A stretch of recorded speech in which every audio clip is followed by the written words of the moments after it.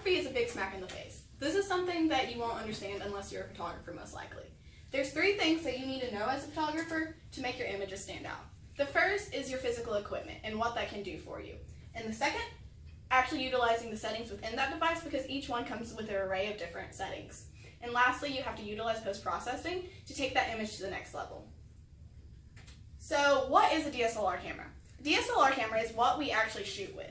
And that stands for a digital single lens reflex that takes light through the lens and reflects it to an optical viewfinder. This is a whole lot of stuff that doesn't make sense according to Photography Life. But to me, I relate it to an eye and how we actually perceive things. So according to TechRadar, the top 3 leading brands are Canon, my personal favorite, Nikon, and Sony. And this changes year to year, but these 3 remain the most popular normally.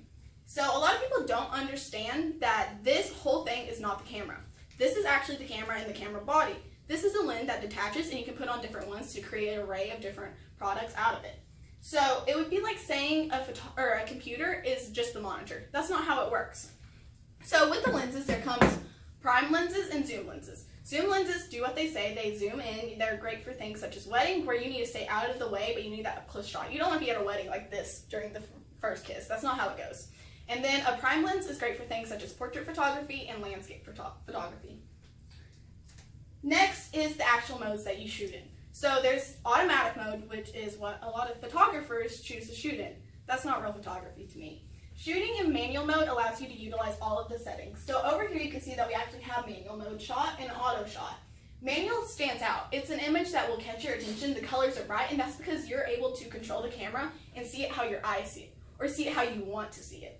Auto doesn't do that because it's the camera choosing the settings, and it's just doing the best that it can with what you're given it. Next is RAW versus JPEG. JPEG is how a lot of people know image files on a computer.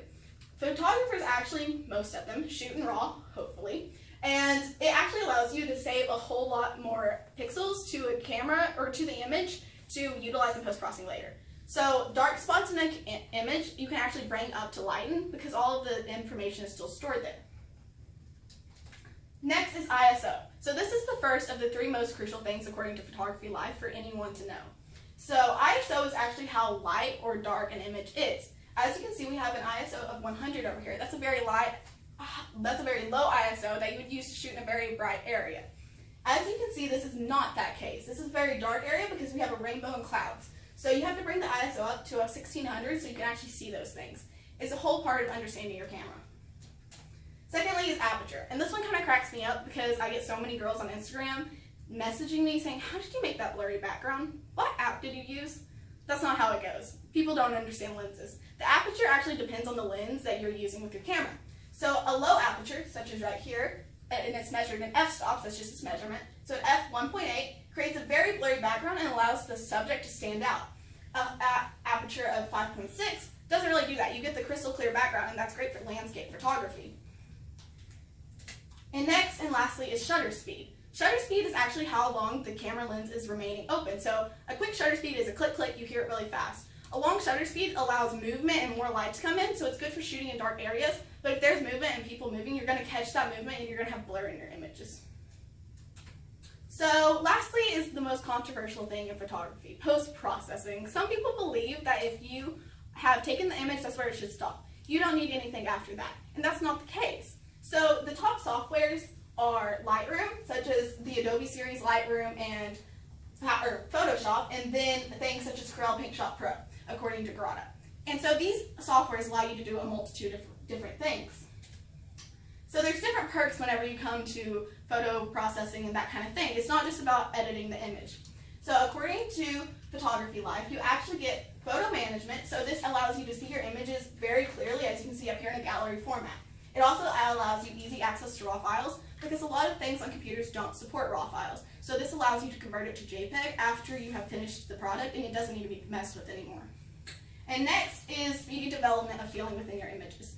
So that basically means that whenever you give a gallery to someone, you have been able to go through and create a whole feeling for them. That we love creating emotion as photographers, and having this gallery format through Lightroom and things like that, you get to create an emotion and a storytelling process.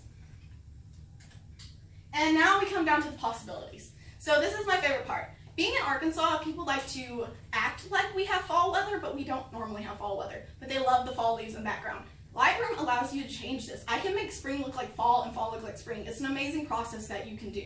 So up here we have 3 images of before and 3 images of after. These images were taken by an amazing New York photographer named Brandon Waffle. I love his last name. But he is someone that is advocating for post-processing. All of these images at the bottom will make you stop and stare. They always make me, whenever I'm scrolling through, I see his image and I scroll back up. It's not just going to get a like from your mom, it's going to get a like from everyone on your newsfeed. So it really just allows you to take the image to the next level and bring out what is naturally there in a way that's going to make everyone stop and stare. So overall, photography is something that is a big smack in the face, but it can make memories last a lifetime if you take the time and dedication to learn the craft. Learning the craft allows you to take these images to the next level and allow people to think that had to be perfect timing, that had to be the perfect everything, and it's not that case. It's just your photographer understanding their camera and how to use it. So that's how you create a lasting image. All you have to do is take dedication and time.